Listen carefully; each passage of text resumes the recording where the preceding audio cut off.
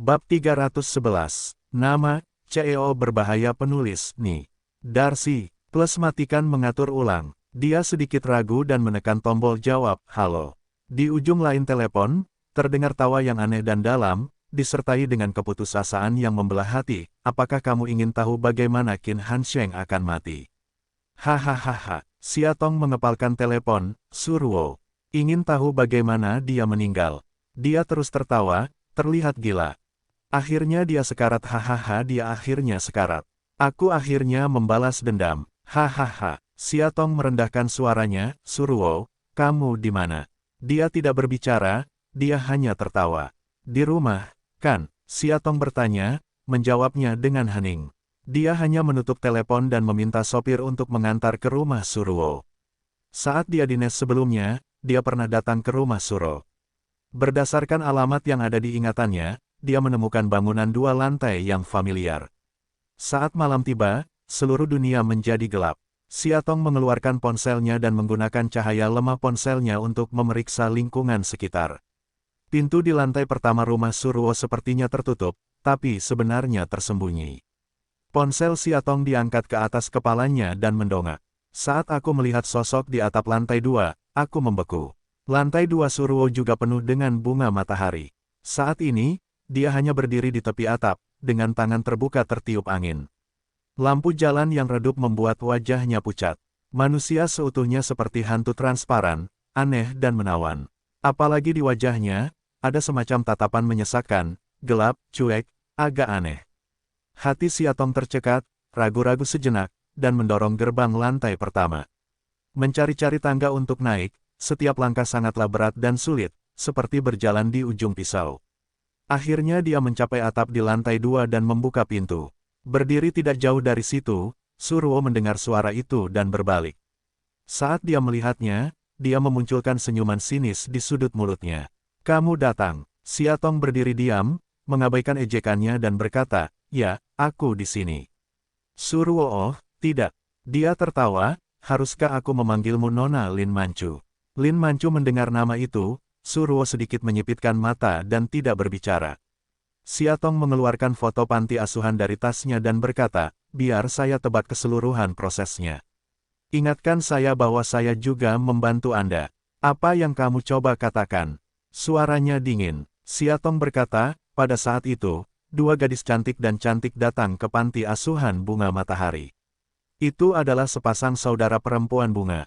Nama saudara perempuannya adalah Lin Manru dan nama saudara perempuannya adalah Lin Manchu. Adiknya lembut dan murah hati, tetapi saudara perempuannya kesepian dan tidak bisa berkata-kata. Tetapi meskipun karakter kedua saudara perempuan itu sangat berbeda, hubungan mereka selalu sangat baik. Petik 2. Diam, diam, teriak Suruo. Siatong tidak takut dan melanjutkan, adikku sangat beruntung. Dia diadopsi oleh pasangan bermargasu dari luar negeri ketika dia berusia kurang dari 10 tahun, dan harus berpisah dari saudara perempuannya. Dan adiknya Lin Manru tinggal di panti asuhan sepanjang waktu. Dengan bantuan orang-orang baik di masyarakat, ia menyelesaikan sekolah dasar, sekolah menengah pertama, dan bahkan melanjutkan ke universitas. Meskipun kedua saudara perempuan itu dipisahkan oleh gunung dan sungai dan tidak memiliki kesempatan untuk bertemu satu sama lain, mereka selalu melakukan panggilan telepon secara teratur dan saling menghubungi melalui video online. Jadi adikku tahu segalanya tentang adiknya. Dia tahu bahwa saudara perempuannya pergi ke Jerman melalui pertukaran pelajar ketika dia masih di universitas. Dia tahu bahwa saudara perempuannya memiliki pacar bernama Qin, dan dia tahu bahwa saudara perempuannya akan segera menikah. Petik 2. Tubuh Suruo sedikit bergetar dan bibirnya berwarna ungu tidak normal. Adikku sangat bahagia untuk adikku. Saya berharap saya dapat segera menyelesaikan sekolah menengah atas, kembali ke rumah untuk menemui saudara perempuan saya dan menghadiri pernikahannya. Ternyata adikku mengalami kecelakaan mobil dan meninggal dalam kebakaran. Adikku tidak percaya fakta ini dan pulang ke rumah dengan patah hati. Entah dari mana aku mendengar bahwa kematian adikku adalah terkait dengan Qin Hansheng dan Xia Wanlin, jadi kamu memulai proses balas dendam. Kamu memiliki hubungan yang baik dengan adikmu sejak kecil. Sulit bagimu untuk menerima kabar bahwa dia telah meninggal untuk sementara waktu. Untuk membuat adikmu hidup, kamu menggunakan cara yang paling bodoh dan bodoh, yaitu berpura-pura menjadi dia. Kamu berpura-pura menjadi Lin Manru, mungkin tidak sepenuhnya. Karena pada akhirnya, kamu pun mengira kamu adalah Lin Manru. Petik 2. Suruo berjongkok, memeluk kepalanya, dan mulai menangis. Sangat rendah, hampir berusaha untuk ditekan. Siatong melanjutkan, kamu benar-benar menganggap dirimu sebagai Lin Manru, jadi kamu memiliki semacam keinginan naluriah untuk mendominasi. Kamu membenci wanita manapun di sekitarnya. Kamu pikir itu adalah pengkhianatan terhadap Lin Manru. Jadi di pernikahan Senyin, kamu membuat dia keguguran. Kemudian, Anda dengan sengaja mencuri lukisan saya dan menjebak saya. Akhirnya, karena pernikahan saya dengan Qin Mucai, Anda sangat marah sehingga Anda memutuskan untuk tampil sebagai tubuh asli, agar dia memperhatikan Anda dan membiarkan dia memperlakukan Anda sebagai Lin Manru. Kamu mencoba segala cara untuk menghancurkan pernikahanku dengannya. Termasuk meniru segala sesuatu tentang Lin Manru, berpura-pura sakit dan menunda-nunda ketika aku di Makau, lalu menggunakan komputer untuk mensintesis foto-foto ambigu dan rekaman telepon, yang membuatku salah paham tentang Mu Qiyu sebenarnya berhasil. Karena kamu, Mu Qi dan aku bercerai. Kamu bercerai karena kamu tidak benar-benar mencintai satu sama lain. Akulah yang dicintai Mu Qi dari awal sampai akhir, itu Lin Manru. Tiba-tiba dia berdiri dan menggeram. Tidak hanya bibirnya, tapi seluruh wajahnya berubah ungu. Siatong mengabaikan omong kosongnya dan melanjutkan, saat menghancurkan pernikahan kita, kamu menjalankan rencana balas dendammu. Kamu mengira alasan kematian Lin Manru disebabkan oleh Xiao Wanlin dan Qin Hansheng. Jadi target balas dendam pertamamu adalah Xiao Wanlin. Meskipun aku belum tahu bagaimana adikku meninggal, itu pasti ada hubungannya denganmu. Xiao Wanlin sudah mati. Target kedua adalah Qin Hansheng. Petik 2. Alasan mengapa kamu setuju untuk pergi ke Zuo Fengshan kali ini adalah Anda tahu bahwa Qin Hansheng diam-diam terlibat dalam perdagangan narkoba selama bertahun-tahun. Anda ingin mempertaruhkan nyawa Anda dan pergi ke Zuo Fengshan untuk mengumpulkan bukti perdagangan narkoba. Dia tertegun, Anda tahu. Lalu dia mulai tertawa lagi, tapi Kung Fu telah mampu mengharumkan orang-orang yang menginginkannya. Saya akhirnya mencuri semua bukti dan informasi perdagangan narkoba ketika dia tidak memperhatikan. Dia tertawa terbahak-bahak, Qin Hansheng, kali ini dia akan mati, haha. Sambil tersenyum, dia jatuh ke tanah dan memuntahkan seteguk darah, yang berwarna hitam dan merah. Siatong terkejut dan maju untuk membungkuk, ada apa denganmu? Tutup, Siatong baru saja menyadari bahwa wajahnya saat ini sangat aneh, hitam dan ungu, seperti. Dia meraih tangannya dengan panik, apakah kamu diracuni? Suruo tertawa, ya, saya tidak tahu bagaimana dia melakukannya. Lagi pula, saya tidak akan hidup lama. Tapi hal baiknya adalah, dia mengulurkan tangan dan mencari-cari USB flash drive dari sakunya. Untungnya, aku mencuri semua bukti. Semuanya ada di sini. Selama masih ada, Qin Hansheng akan mati hahaha kakak. Aku akhirnya membalas dendam padamu. Mata Siatong memerah dan tubuhnya mulai bergetar, goblok Sia. Saya selalu menyesalinya, mengapa saya melupakan hal yang paling penting. Suruo, tahukah kamu bahwa Lin Manru sama sekali tidak mati? Dia belum mati. Matanya tiba-tiba melebar, seolah-olah dia tidak dapat mempercayainya. Bagaimana mungkin, adikku belum mati? Dia berjuang untuk meraih lengan baju Siatong, kamu bilang dia belum mati. Petik 2 tanda seru. Bajingan mana yang memberitahumu bahwa Lin Manru sudah mati? Dia hidup dengan baik di Australia. Dia menikah dan punya bayi. Dia sangat bahagia. Hanya kamu yang dengan bodohnya mengira dia sudah mati. Lakukan yang terbaik untuk membalas dendam dia. Suruo tertegun. Dia memandangnya dengan tidak percaya dan bergumam, dia menipuku. Dia menipuku, lalu dia tertawa lagi, senang rasanya mengetahui bahwa adikku belum mati. Jadi aku bisa yakin, lalu dia muntah lagi, seteguk darah. Berjuang untuk menyebarkan udis di tangannya ke Siatong, ada semua informasi perdagangan narkoba dan akun Qin Hansheng di dalamnya. Ambillah, saya khawatir saya tidak dapat menahannya sekarang. Saya hanya bisa bertanya kepada Anda. Tolong, Siatong, aku tahu aku minta maaf padamu sebelumnya, tapi aku mohon padamu untuk melaporkan informasi ini. Qin Hansheng membunuh terlalu banyak orang, meskipun itu bukan untukku, hanya untuk nyawa orang-orang yang tidak bersalah itu. Siatong, Aku mohon juga, oke. Siatong mengambil barang yang telah dia coba semaksimal mungkin untuk mendapatkannya, ragu-ragu, tetapi informasi dan akun ini saja, tidak ada cara untuk menghukumnya. Jika kita tidak dapat menemukan tempat di mana dia menyembunyikan obatnya, kita akan mendapatkan barang curiannya, dan Qin Hansheng tidak bisa menghadiahkannya sama sekali. Tempat lokasi kepemilikan obat itu. Dia tiba-tiba sepertinya memikirkan sesuatu, mengaitkannya ke arahnya, Siatong membungkuk, dekat dengan mulutnya. Suruo berbisik padanya dengan kekuatan terakhirnya. Setelah itu, dia berkata sambil tersenyum, disitulah kamu bisa menemukan tempat persembunyian narkobanya dan mendapatkan barang curiannya. Baiklah, pergilah. Setelah itu, dia mendorongnya menjauh dan berkata, jangan tinggal di sini lebih lama lagi. Jika kamu memberitahu dia bahwa kamu pernah ke sini, bahkan kamu tidak akan bisa hidup. Mustahil, Siatong. Mencengkeramnya, saya ingin mengirim Anda ke rumah sakit, selama penyelamatan tepat waktu, Anda pasti akan selamat. Saya akan membawa Anda ke rumah sakit. Melamun, bahkan jika penyelamatan selamat. Qin Hansheng tahu bahwa saya telah mencuri informasinya. Bahkan di rumah sakit, dia memiliki kemampuan untuk membuat saya bernapas. Mengapa repot-repot? Tapi, dia tiba-tiba mengambil kaleng bensin di dekatnya samping, membuka tutupnya dan memercikkannya ke dirinya sendiri. Siatong terkejut, apa yang kamu lakukan? Dia mengeluarkan korek api, wajahnya tenang, jika kamu tidak keluar lagi, aku akan menekannya. Siatong terus menggelengkan kepalanya dan wajahnya menjadi pucat. Keluar, dia berteriak padanya, di bawah sinar bulan, wajahnya yang halus menjadi mengerikan dan bengkok. Di matanya, ada keputusasaan yang gelap dan mendalam, dan sedikit keengganan. Siatong mengepalkan disu di tangannya, ragu-ragu sejenak, dan akhirnya berbalik dan berlari ke bawah. Malam itu, ada api merah di seluruh langit. Menari dan hiruk-pikuk, dengan panasnya mencoba melahap segalanya, mereka datang ke sini dengan ganas. Di api sekolah ini, nampaknya hanya satu wanita yang tertawa.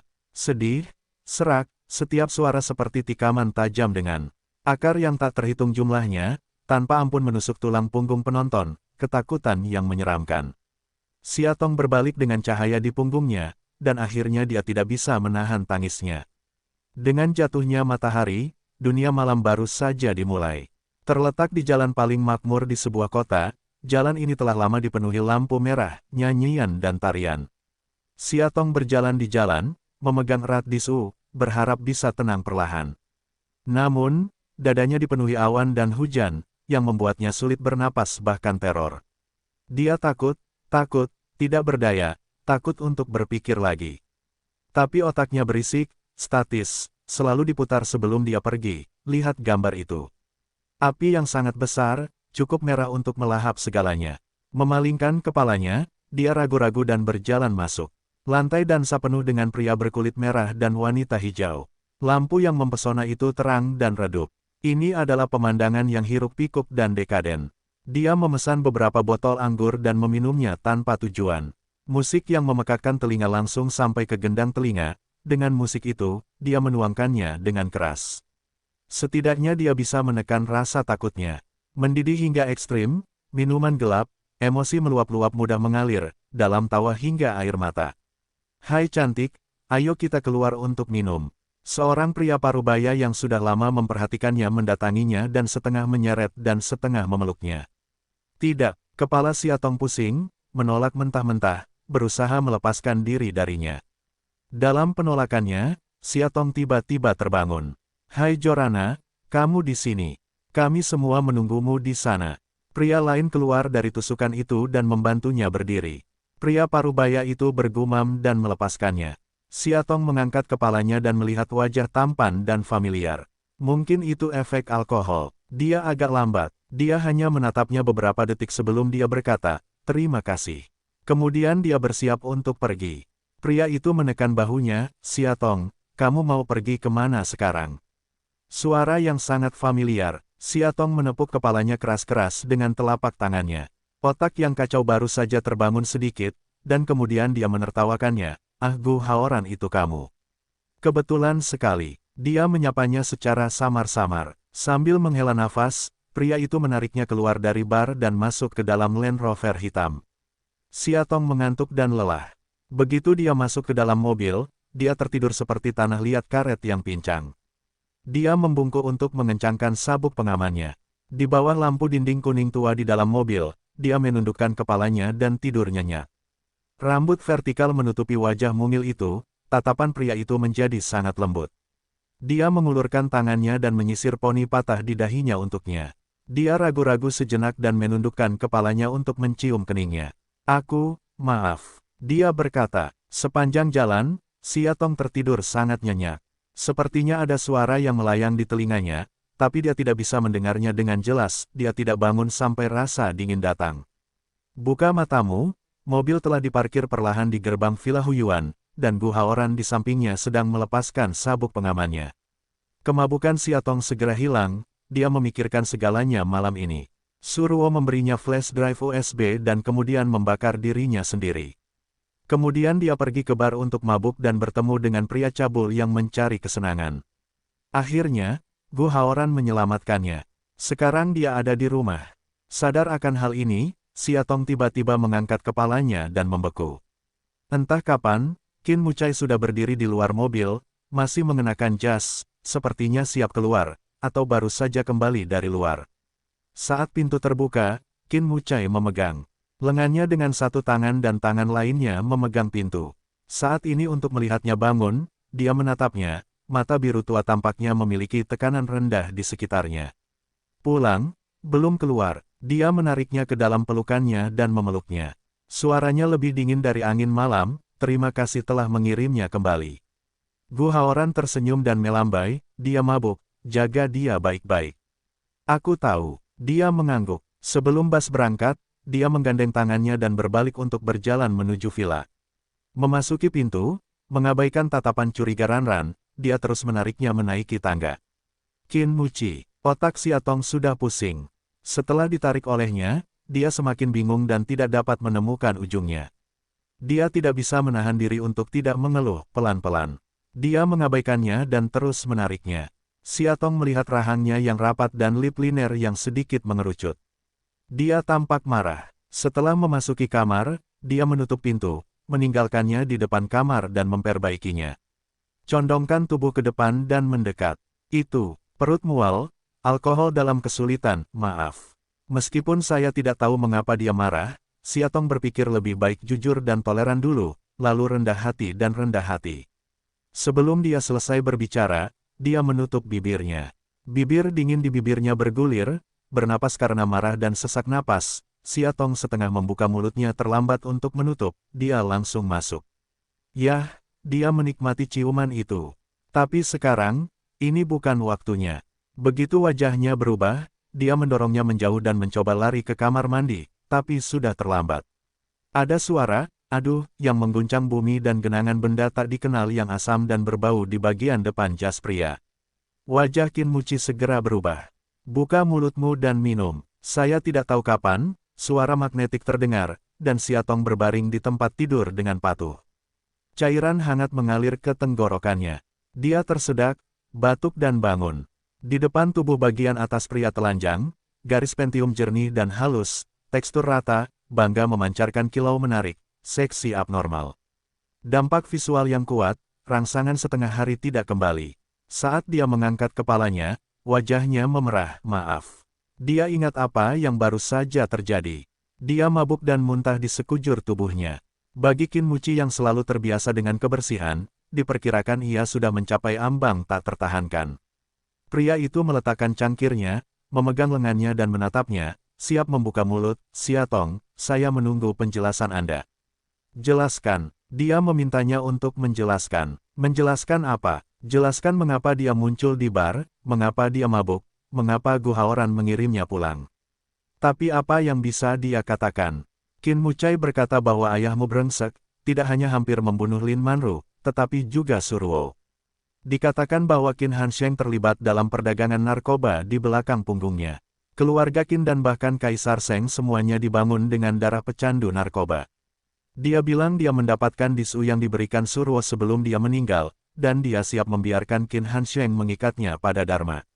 Dia tidak bisa mengatakan banyak hal, dia tidak tahu bagaimana mengatakannya.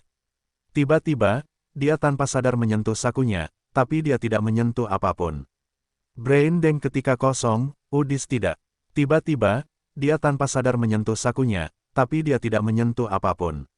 Brain Deng ketika kosong, Udis tidak. Siatong meraih Qin Mucai dan menangis, di mana pakaianku? Bagaimana dengan pakaian yang aku ganti? Dia tidak mengerti mengapa dia begitu gugup. Dia menunjuk ke pintu tanpa ekspresi, Ran membawanya ke ruang cuci. Siatong segera mengangkat selimutnya, bahkan sepatunya sudah terlambat untuk dipakai, tanpa alas kaki berlari ke Binatu. Saat ini Rana sedang mengeluarkan seember pakaian kotor, siap dimasukkan ke mesin cuci. Siatong menuangkannya dan mendorongnya menjauh. Dia segera menyalakannya. Satu demi satu, saya sangat gugup hingga tangan saya mulai gemetar. Akhirnya, dia meraba-raba sakunya, bukan. Coba lagi, atau tidak. Dia tidak rela mengambil pakaian itu, gemetar ke depan dan ke belakang, bukan. Hati Siatong telah tenggelam, perlahan-lahan tenggelam ke dasar. Qin Mucai berdiri di pintu dan memperhatikan serangkaian tindakan anehnya. Matanya lebih dalam. Siatong berdiri dan berjalan keluar, matanya kosong. Saat dia lewat, dia meraih lengannya. Siatong, apa yang sebenarnya kamu pikirkan? Suara pria itu saat ini terdengar sangat serak, mengapa aku merasa aku tidak bisa lagi menangkapmu? Ran menyadari ada yang tidak beres dengan lingkungannya, mengangguk kedua orang dan berlari dengan tergesa-gesa. Di ruang cuci yang kosong, hanya dia dan dia yang tersisa. Siatong ragu-ragu sejenak dan tiba-tiba meraih tangannya. Qin banyak, ayo pergi. Ayo pergi, selama kita bisa pergi dari tempat ini. Udis tidak masalah, setidaknya dia tidak harus berada dalam dilema. Meskipun Qin Han telah menciptakan begitu banyak kejahatan dan membunuh begitu banyak orang, dia tetaplah ayah Qin Han. Dia adalah ayah dari orang yang dia cintai. Jika dia benar-benar berdiri pada akhirnya, Qin Han Sheng akan kehilangan nyawanya. Saya khawatir dalam hidupnya, tidak mungkin bisa bersama Qin. Dia tertegun, tidak dikenal, lalu mengerutkan alisnya. Siatong, beri aku alasan, kenapa? Siatong salah bicara. Di saat yang canggung dan sempit ini, tiba-tiba dering ponsel berdering. Qin Mucai menatapnya dalam-dalam, lalu mengeluarkan ponselnya dari sakunya. Ni Seng, ada apa? Dengar, wajahnya berubah, apa? Dia menutup telepon dengan wajah dingin. Tangannya mencubit bahu Siatong, matanya terpejam dalam kegelapan. Jika Su meninggal, apakah kamu sudah tahu? Bicaralah, dia mengguncang bahunya, suaranya tiba-tiba meninggi. Suruo sudah mati. Sudah mati. Pantas saja, api sebesar itu, bagaimana tidak bisa mati? Mata Siatong sedikit merah dan tidak menjawab. Saat itu, sebuah suara datang dari lantai pertama. Tuan muda, polisi tiba-tiba datang ke rumah dan berkata mereka ingin mencari istrinya. Matanya masih tertuju padanya, dengan sedikit kemarahan yang tersembunyi, dan wajahnya hampir marah. Sisi Siatong terbuka, jangan pergi ke sana, dan dia langsung menghubunginya.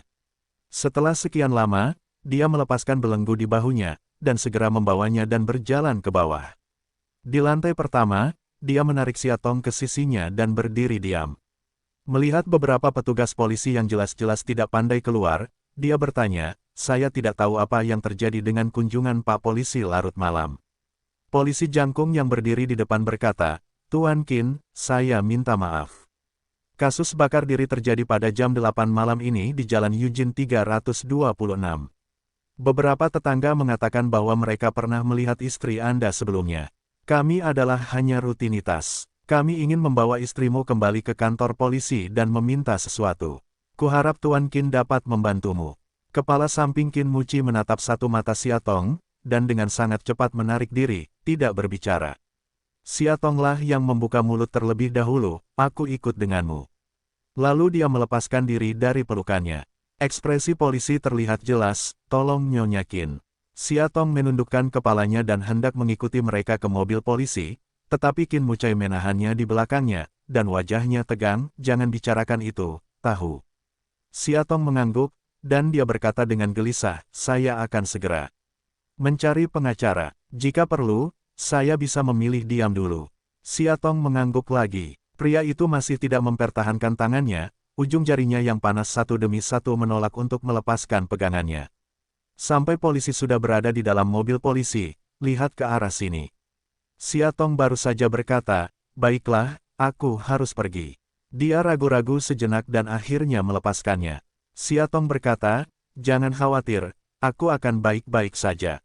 Di ruang interogasi kantor polisi, Siatong duduk di satu sisi meja, sementara di sisi lain ada dua polisi gemuk. Polisi gendut itu menyerahkan sebuah foto, apa hubungan antara orang mati dan Nona Xia. Siatong melihatnya dan berkata, saya dulunya adalah rekan Nes, tapi tidak masalah setelah saya meninggalkan Nes. Apakah Nona Xia tahu bahwa Nona Suruo pernah bekerja sebagai juru bicara perusahaan suami Anda? Saya bahkan mendengar bahwa Anda dan Tuan Qin bercerai sebelumnya. Sebagian besar alasannya juga karena orang yang meninggal itu. Siatong terdiam. Tolong jawab, kata petugas gendut itu dengan tidak sabar. Siatong berpikir, ya. Petugas gendut itu mendapatkan jawaban yang diinginkannya dan mengambil kembali fotonya dengan puas. Pada saat ini, petugas polisi kurus itu berkata, menurut tetangga Nona Su, kami melihat Nona Xia dengan mata kepala sendiri sekitar jam 8 malam. Apakah Anda pernah ke rumah Nona Su? Nona Xia, di mana Anda dari jam 7 sampai pukul 8? Aku, Siatong tahu bahwa dia tidak bisa mengatakan dia bertemu Suruo sebelum dia meninggal. Jika tidak, begitu Qin Hansheng melihat catatan ini, dia pasti akan curiga bahwa dia telah mengetahui rahasia perdagangan narkoba dari Suruo. Saat dia ragu-ragu, pintu ruang pemeriksaan dibuka, dan sesosok tubuh kurus masuk, sepertinya saya terlambat. Siatong mendongak dan melihat wajah tampan Gu Haoran. Dengan senyuman santai, dia berjalan lurus ke arah dirinya sendiri. Ketika kedua petugas itu melihatnya, mereka berdiri dan jelas mengenalinya. Tuan Gu, polisi itu berbicara. Gu Haoran duduk di samping Siatong dan berkata, saya dapat membuktikan bahwa Nona Xia menginap di bar pesona malam sepanjang malam. Dia berhenti sejenak, karena saya telah minum bersamanya sepanjang waktu, sampai sekitar jam 10, saya mengantarnya pulang. Saat itu, pintu ruang pemeriksaan terbuka lagi, dan Qin Mucai serta pria berjas lainnya masuk. Mendengar ini, keduanya mengambil langkah. Polisi melihat ke pintu dan kemudian kedua orang di depan mereka. Ada secercah kejernihan di mata mereka dan mereka berkata, oh, begitulah. Gu Haoran melanjutkan, Nona Xia menemaniku sepanjang malam. Bagaimana dia bisa punya waktu untuk pergi ke rumah Nona Su di Jalan Eugene? Hari sudah gelap pada jam 8 malam. Mungkin mata tetangga yang mempesona itulah yang salah mengira orang lain sebagai Nona Xia. Qin Mucai masuk saat ini. Pria berjas di sampingnya segera menyerahkan selembar kertas, saya pengacara perwakilan Nona Xia. Saya mengajukan jaminan untuk klien saya. Qin Mucai menarik Siatong dan bertanya tanpa ekspresi, maaf, bolehkah saya membawanya pergi? Polisi itu tersanjung, ya, saya bisa. Qin Mucai membawa Siatong dan hendak keluar, tapi dia tiba-tiba melepaskan diri darinya.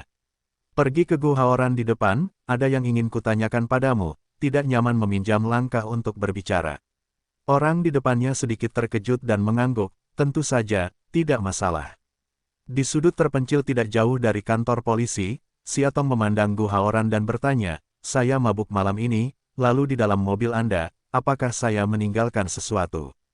Hal-hal, benda apa itu? Dia meminta. Siatong menggigit bibirnya, disu.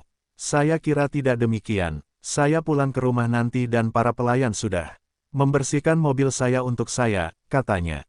Jika Anda menemukannya, beritahu saya.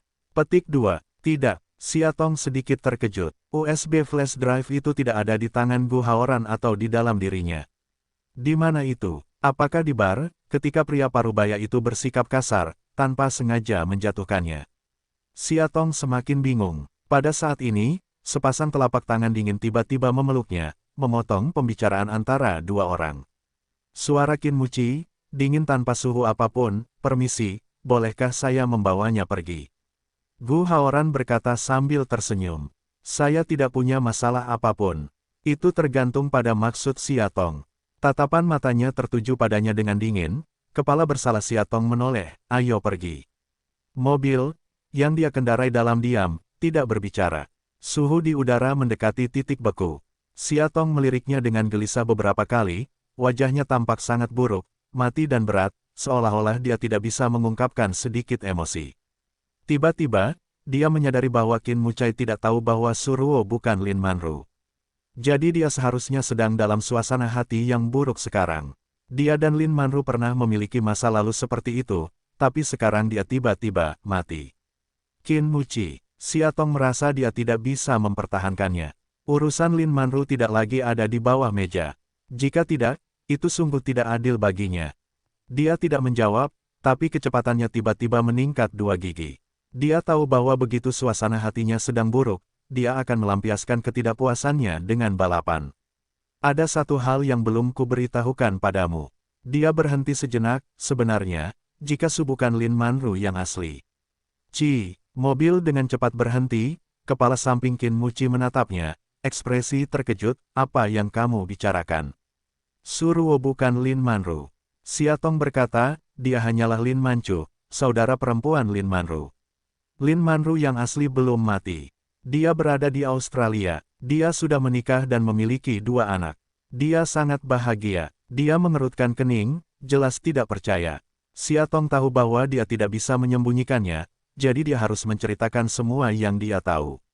Dia mengatakan bahwa Lin Manchu dan Lin Manru adalah saudara perempuan dan memiliki hubungan yang baik. Belakangan, Lin Manchu diadopsi oleh pasangan bermarga Su. 5 tahun lalu, Lin Manru mengalami kecelakaan mobil. Dia tidak mati. Dia pergi ke Australia dan tinggal di Australia setelah dia sembuh. Saya bertemu dengan seorang pria bernama Richard Field dan melahirkan 2 anak laki-laki ras campuran. Tapi Lin Men cuman mengira adiknya sudah mati, jadi dia merindukannya dan mendekatinya dengan menyamar sebagai Lin Manru. Sambil mengatakan yang sebenarnya, Xiatong menyembunyikan bagian tentang narkoba dan balas dendam. Dia tidak bisa membiarkan dia mengetahui 2 hal ini untuk saat ini. Mendengar itu, Qin Muqi semakin mengerutkan keningnya, apa yang kamu katakan terlalu berbelit-belit dan sulit dipercaya. Bagaimana bisa seperti ini? Ini luar biasa, tapi ini benar, kata Xia. Jika Anda tidak percaya, Anda bisa pergi ke panti asuhan, Bunga Matahari, tempat tinggal Lin Manru, dan Anda bisa tahu apakah saya berbohong. Dia menatapnya, matanya dingin, kamu sudah tahu ini sejak lama. Xiatong mengangguk, setelah perceraian, aku pergi ke Australia untuk bepergian untuk relaksasi. Alhasil, saya bertemu dengan Ni Field, yaitu Lin Manru, di jalan Australia. Hanya dengan begitu kita dapat mengetahui bahwa Suro selama ini berbohong. Petik 2. Kenapa kamu tidak memberitahuku dari tadi? Karena Ni Field tidak ingin ada yang tahu siapa dia. Dia ingin tinggal di Australia secara anonim dan damai, dan tidak ingin diganggu oleh siapapun. Itu sebabnya saya tidak mengatakannya. Dia tertawa, sedikit bercanda. Kenapa kamu tidak bilang, kamu sengaja berusaha menyembunyikan masalah ini? Xiatong membuka matanya, sengaja menyembunyikannya. Xiatong, kamu dulu bilang aku menyimpan semuanya darimu dan tidak memberitahumu. Aku tidak cukup mempercayaimu, tapi kenapa kamu tidak? Kali ini, tidak peduli apa yang kamu katakan itu benar atau tidak. Jika itu palsu, maka Anda berbohong kepada saya. Kalau benar, saya sungguh kecewa. Seperti orang bodoh, saya merasa bersalah pada Suruo dan memikirkan bagaimana cara memberikan kompensasi padanya. Apakah menurut Anda drama tersebut sangat menarik jika Anda menontonnya di belakang Anda? Petik 2. Aku tidak, balas Xiatong, tapi suaranya lemah. Kamu tidak mau memberitahuku apa yang terjadi malam ini. Kamu mabuk di bar, dan Gu Haoran menyuruhmu pulang. Akhirnya, polisi memanggilmu ke kantor polisi untuk diinterogasi. Semua ini, suamiku, yang seharusnya tahu segalanya, tapi tidak tahu apa-apa. Apakah kamu di bar, atau pernah ke rumah Suruo? Apa yang terjadi padamu malam ini, dan apa yang kamu khawatirkan dan takuti saya tidak tahu apa-apa tentang itu? Apakah kepercayaan antara kita sangat sedikit? Xiatong tertegun, dia tidak menyangka, dia mengatakan kebenaran akan membuatnya sangat marah. Terlebih lagi, dia tidak menyangka bahwa dia telah menyembunyikannya sampai dia tidak bisa mentolerirnya. Tapi apa yang bisa dia katakan? Dia tidak bisa mengatakan apapun tentang narkoba dan balas dendam Soro. Jika bisa, dia lebih suka membiarkan ini, yang selamanya busuk di perutnya, tidak ditemukan. Keluar dari mobil, dia tiba-tiba membuka wajahnya dan tampak acuh tak acuh, saya pikir sudah waktunya kita untuk tenang. Turun dari mobil. Dia melepaskannya. Di malam yang sepi ini, dia melepaskannya. Xiatong tidak bergerak. Ada angin sepoi-sepoi bertiup dari jendela yang setengah terbuka, yang membuat pipinya terasa dingin. Kini, Yang ia rasakan hanyalah rasa takut yang luar biasa. Setelah menunggu beberapa saat, melihat dia tidak bergerak, lelaki itu langsung melepas sabuk pengamannya. Kalau kamu tidak turun dari mobil, maka aku pergi dulu. Dia membuka pintu, berdiri di pinggir jalan dan menghentikan taksi. Saya tidak melihatnya lagi dan pergi dalam sekejap. Hanya Siatong yang duduk di tempat yang sama, waktu seakan berhenti. Dia meremas telapak tangannya erat-erat, dan sepertinya ada rasa sakit yang tak tertahankan di antara jari-jarinya. Rasa sakit seperti itu telah menyebar ke lubuk hatiku. Bingung, obsesif, ada sedikit kehilangan Ruoli. Setelah bekerja keras sekian lama, apakah dia akhirnya akan kehilangan dia? Siatong keluar dari pintu, sekarang sudah hampir jam 2 malam, seluruh kota dalam keadaan sunyi. Kecuali lampu jalan dan beberapa mobil yang lewat, saya tidak menemukan kemarahan apapun. Dia berjalan di sepanjang jalan, bahkan dia tidak tahu harus kemana. Dia sedang terburu-buru untuk keluar. Dia hanya punya puluhan yuan di sakunya. Bahkan menginap di hotel termurah saja tidak cukup. Dia bahkan tidak punya ponsel, tapi kalaupun dia punya sekarang, dia tidak tahu harus menelepon siapa. Ternyata tanpa adiknya, tanpa Qin Muzi, dia begitu kesepian dan kesepian. Setelah berjalan hampir 1 jam, Siatong merasa telapak kakinya sangat sakit dan tidak bisa menahan diri untuk duduk di samping hamparan bunga di pinggir jalan. Setelah beberapa saat, tiba-tiba aku mendengar rem di depanku. Injak, injak. Ada langkah kaki mendekat, dia mengangkat kepalanya, di sepanjang lekukan garis betis yang indah ke atas, Siatong melihat wajah yang tidak pernah terpikirkan olehnya. Dia berdiri dan berkata, Nona Sen. Di bawah lampu jalan, Sen Yin, mengenakan setelan profesional, berdiri di depannya, dengan ekspresi yang jelas terlihat di wajahnya. Siatong, bagaimana kabarmu di sini? Siatong merasa malu. Dia tidak tahu bagaimana menjawabnya. Sen Yin memandangnya dan melihat bahwa dia mengenakan setelan keluarga, dan ekspresinya malu, yang membuatnya mengerti. Kebetulan saya baru saja pulang kerja dan hendak pulang, katanya. Saya baru saja pindah ke apartemen baru. Apakah Anda ingin pergi dan duduk? Meskipun dia sekarang menjadi tunawisma, kata-kata nyanyiannya hampir menariknya keluar dari situasi putus asa. Tapi dia benar-benar merasa sangat malu, sangat memalukan. Sen Yin menahannya, ayo pergi bersama. Aku satu-satunya orang di rumah baruku. Aku takut setengah mati ketika aku tidur setiap malam, aku mungkin bisa tidur nyenyak bersamamu. Siatong tahu bahwa dia sengaja memberikan langkahnya. Dia ragu-ragu sejenak dan bertanya, apakah itu akan mengganggumu? Tidak, ada 3 kamar di rumah ini, kosong dan kosong, jadi jangan khawatir, katanya. Bau pidato, musim panas Tong ini baru saja diletakkan hatinya, mengikutinya untuk naik ke mobil. Di jalan, begitu Qin Mucai naik taksi, dia menyesalinya. Kurang dari 5 menit kemudian, dia berkata kepada pengemudi, sopir, berbalik. Aku akan kembali. Petik 2. Setelah mendengarkan, sang pengemudi tampak sedikit tidak sabar dan mengumpat. Mungkin karena pekerjaan di malam hari. Suasana hati saya gelisah ketika saya tidak tidur. Akibatnya, saya tidak memperhatikan ketika saya berbelok di tikungan dan berlari masuk ke dalam mobil yang datang dari belakang. Meskipun tidak ada kecelakaan besar, pemilik mobil marah dan keluar dari mobil, siap berkelahi dengan sopir taksi. Qin Mucai menggosok pelipisnya dengan sakit kepala. Dia sedang terburu-buru untuk kembali. Dia tidak mau repot-repot bertengkar dengan 2 orang ini.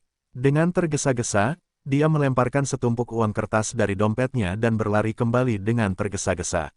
Setelah berlari lebih dari 10 menit, dia kembali ke tempat itu di mana dia dipisahkan sebelumnya, terengah-engah dan berkeringat. Namun di jalan, hanya Ferrari biru tua miliknya yang tersisa, sementara wanita di dalam mobil sudah menghilang. Pria itu memegang pintu dengan satu tangan dan mengeluarkan ponselnya telepon untuk membuat panggilan telepon. Akibatnya, telepon genggamnya berdering di dalam mobil. Dia menggedor pintu dan membanting telepon selulernya ke tanah. Apartemen baru Sen Yin hanya berjarak 10 menit berkendara dari stasiun radio tempat dia bekerja. Tak lama kemudian, 2 orang datang. Ini adalah kunjungan pertama Siatong ke rumah Sen Yin. Gaya seluruh apartemen sederhana dan bersih, tanpa terlalu banyak dekorasi. Tapi sederhana itu anggun, rapi itu hangat. Sen Yin meletakkan kuncinya, berbalik dan mengeluarkan satu set piyama dari kamar, menyerahkannya padanya dan berkata, kamu harus memakai milikku dulu malam ini. Dia menunjuk ke punggung Siatong, kamar mandi sudah selesai sana. Setelah bekerja keras sepanjang malam, kamu pasti lelah. Ayo mandi dulu, aku akan membereskan kamar untukmu. Siatong berkata dengan penuh terima kasih, tolong. Setelah mandi, Siatong menyeka rambutnya yang basah dengan handuk. Begitu dia keluar dari kamar mandi, dia melihat Shen Yin keluar dari kamar dengan selimut di pelukannya. Dia memegangnya untuknya dan berkata, biarkan aku yang melakukannya. Shen Yin berkata sambil tersenyum, lalu saya pergi mandi. Setelah malam yang sibuk, saya lelah. Siatong pergi ke kamar tidur yang diatur oleh Shen Yin dan meletakkan selimut di tempat tidur. Saat itu hampir jam 3 pagi, tapi anehnya dia merasa terjaga dan tidak bisa tidur. Apa yang terjadi hari ini terlalu berlebihan dan terlalu berantakan, seperti gambaran film pada umumnya, dalam benaknya sendiri, terus-menerus diulang-ulang, kekesalannya mengganggu. Dia meletakkan handuk di rak, berdiri dan melihat sekeliling. Siatong membuka pintu kaca, berjalan ke balkon, dan memegangi pagar dengan tangannya. Angin malam Ren Qinliang membangunkan otaknya yang kebingungan. Waktu, ruang, ada momen damai, hingga sebuah suara menginterupsinya, kenapa tidak tidur? Siatong menoleh ke belakang dan menemukan bahwa itu adalah nyanyian setelah mandi. Dia berdiri di pintu kaca dan memandangi dirinya sendiri.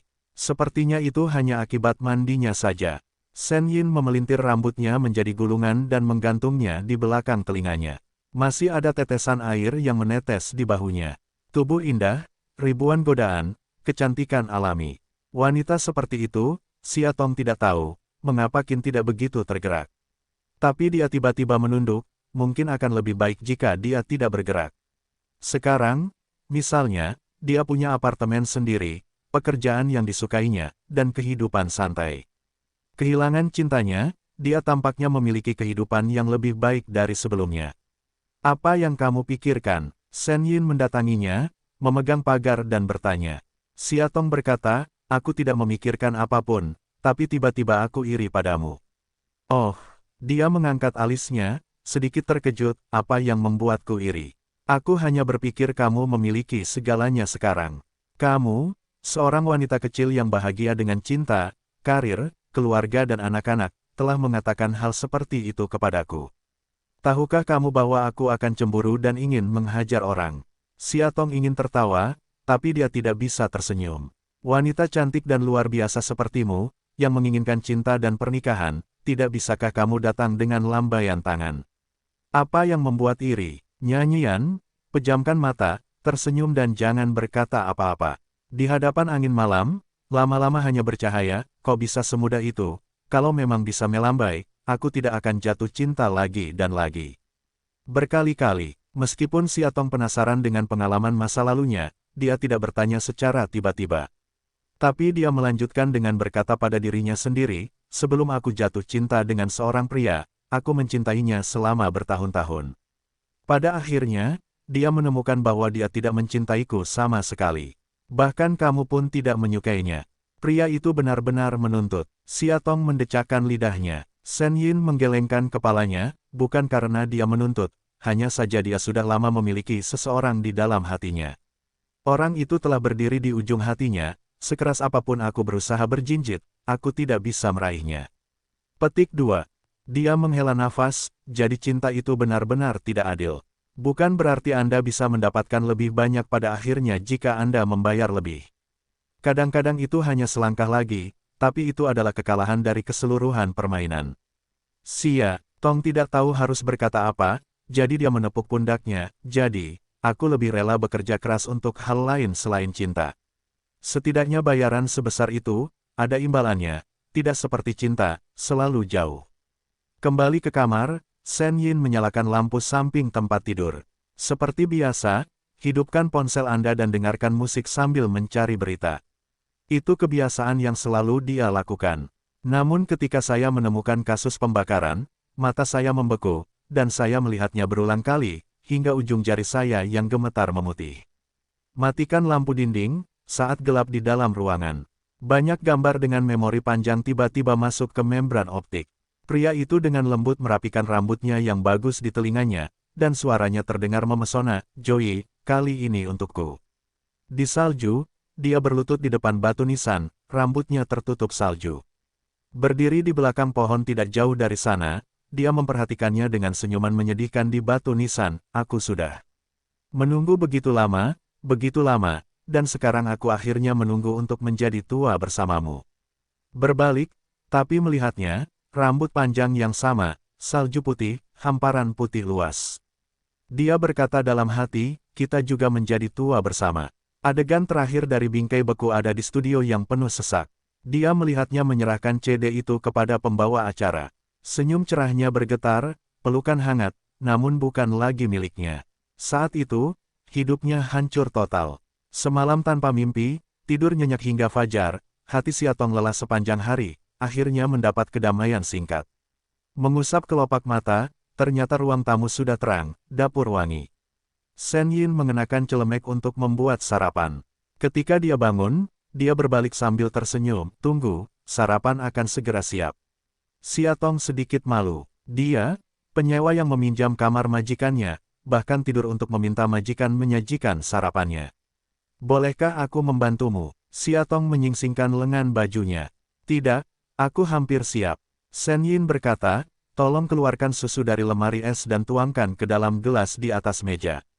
Bagus. Siatong membuka kulkas, mengeluarkan sekotak besar susu dan pergi ke meja. Melihat dua gelas yang dikatakan Shen Yin, dia hendak menuangkan susu ke dalamnya. Mata tanpa sadar tertarik pada gantungan kunci di atas meja. Itu adalah gantungan kunci dengan bingkai foto kaca kecil. Tidak ada yang istimewa. Tepatnya, yang menarik perhatiannya adalah gambar-gambar yang tersemat di dalam bingkai. Foto itu memperlihatkan sepasang suami istri, berpelukan dan tertawa di tengah salju. Pahlawan wanita sedang sibuk di dapur saat ini, sedangkan pahlawan. Tangan Siatong menegang, tanpa diduga adalah Gu Haoran. Ya, itu Gu Haoran.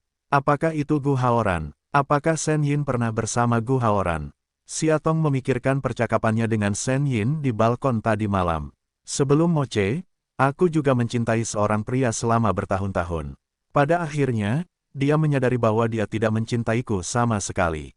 Jadi cinta itu sungguh tidak adil. Bukan berarti Anda bisa mendapatkan lebih banyak pada akhirnya jika Anda membayar lebih. Kadang-kadang itu hanya selangkah lagi, tapi itu adalah kekalahan dari keseluruhan permainan. Ternyata, pria yang sudah jatuh cinta bertahun-tahun, tapi masih belum bisa mendapatkan hatinya adalah Gu Haoran. Siatong terlalu banyak berpikir hingga dia lupa susu yang dituangkannya. Saat dia menyadarinya, si mejanya basah, dia buru-buru meletakkan susunya, bersiap mencari lap untuk menyeka meja, tetapi ternyata dia tidak tahu kapan, Shen Yin sudah sadar, memegang dua nampan di tangannya, memandang dirinya sendiri sambil tersenyum. Dia meletakkan piringnya, aku akan membersihkannya. Dia mengambil lap itu, mendorongnya menjauh dan menyeka meja hingga bersih. Siatong berdiri di belakangnya, menatap punggungnya yang sibuk dengan mata yang rumit. Baiklah. Dia berkata, saya akhirnya bisa sarapan. Aku mati kelaparan. Saya tidak tahu apa yang Anda suka, jadi saya membuat mie telur goreng. Jangan menyerah. Siatong tersenyum, bagaimana bisa? Shen Yin duduk di seberangnya dan melihat gantungan kunci, tapi tidak menyimpannya. Siatong menunduk dan makan sesuap mie. Rasanya enak, tapi dia tidak bisa memakannya. Shen Yin mengaduk mie di depannya. Baru saja dia masih berbicara tentang rasa laparnya, tetapi dia tidak terburu-buru untuk makan. Tiba-tiba dia berkata, kenapa kamu tidak bertanya padaku? Siatong mengangkat kepalanya, apa? Matanya menyapu ke arah gantungan kunci, saya pikir kamu akan penasaran, antara Gu Haoran dan aku. Siatong berkata, karena kamu meletakkan gantungan kunci di sini dan biarkan aku melihatnya dengan sengaja, tentu saja kamu ingin memberitahuku. Mengapa saya harus menanyakan pertanyaan seperti itu? Dia tertawa, ekspresi tak berdaya, tidak ada yang bisa disembunyikan darimu. Shen Yin meletakkan garpunya dan menatapnya, saya sudah tahu tentang Suro. Siatong terdiam, menunggu kata-kata selanjutnya. Siatong, lakukan kamu tahu kalau tidak ada Suruo, mungkin aku yang mati tadi malam. Mata Siatong membelalak kaget, aku tidak mengerti. Mengapa, tanpa Suro, dialah yang mati. Apakah Shen Yin ada hubungannya dengan semua ini? Shen Yin berhenti sejenak, Siatong, banyak hal yang sangat aneh. Saya tidak tahu apakah Anda pernah memikirkannya sebelumnya. Dia berkata, misalnya, mengapa Suruo bersikeras bahwa Qin Hansheng dan Xiao Wanlin menyebabkan kematian Lin Manru. Selain itu, dia jelas-jelas seorang desainer NES. Mengapa dia akhirnya direkomendasikan kepada Tiseng sebagai juru bicara, cinta sepanjang masa? Dan ketika Anda berada di Hotel Macau, mengapa Anda sering melihat gambar ambigu Suruo dan Qin? Siatong berdiri, terkejut, mengapa Anda mengetahui hal-hal ini? Karena seperti aku, Suruo hanyalah pion Gu Haoran. Shen Yin berkata perlahan. Siatong duduk dan berkata, bidak catur. Gu Haoran mengapa dia merasa tidak dapat memahami kata-kata wanita di depannya. Berapa banyak orang dan benda yang terlibat dalam rangkaian acara ini. Awalnya hanya mengira itu adalah balas dendam sederhana untuk Suruo, tetapi tidak menyangka bahwa Shen Yin dan Gu Haoran juga terlibat di dalamnya. Saya akan mulai dari awal, sehingga Anda bisa mengerti. Dia berkata, sebenarnya, pembunuh Lin Manru yang sebenarnya adalah Qin Hansheng, tapi Xiao Wanlin tidak bisa lepas darinya. Dia setengah kaki tangan.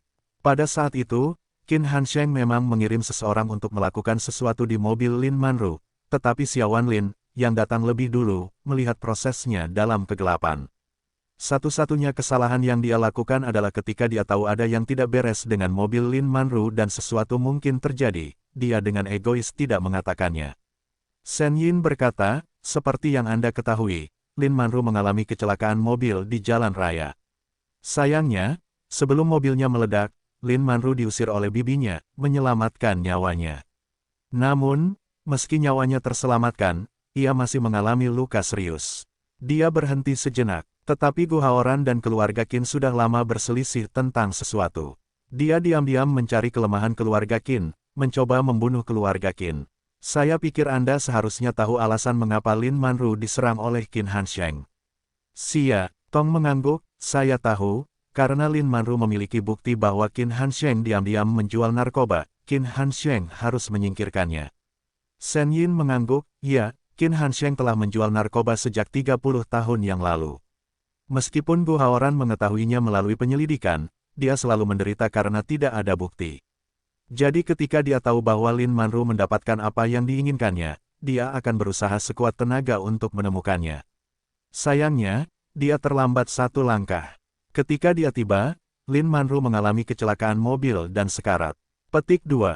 Dia diam-diam membawa Lin Manru yang terluka parah menjauh dari lokasi kecelakaan, dan menggantungkan kalung itu di lehernya pada tubuh bibinya yang terbakar, berpura-pura bahwa orang yang meninggal itu adalah Lin Manru.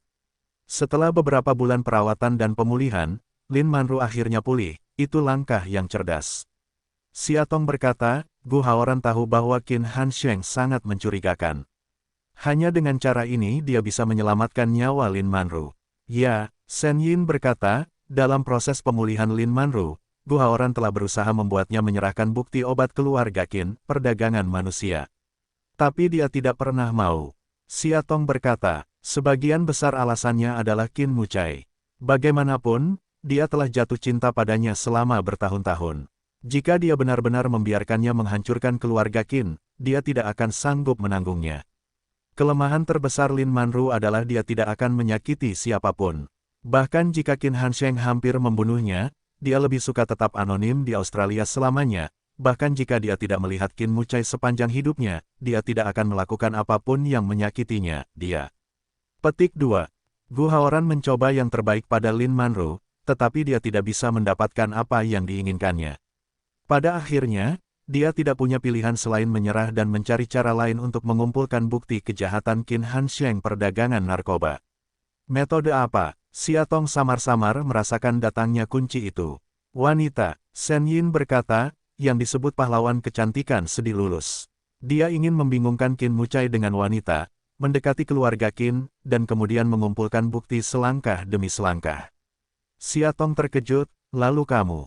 Ya, Shen Yin mengangguk, saya dia. Ketika dia mendengar ini, Siatong sedikit marah. Mengapa dia bisa membiarkan seorang wanita mendekat begitu mudah? Shen Yin melanjutkan, tetapi saya juga menemukan bahwa meskipun saya menjadi wanitanya, saya tidak bisa dekat dengannya. Atau dapat dikatakan bahwa meskipun saya bersamanya, saya tidak tahu apa yang dia pikirkan. Perbedaan terbesar antara Qin Mucai dan Gu Haoran adalah dia bisa bersamamu, tapi dia tidak akan pernah membuatmu berfantasi.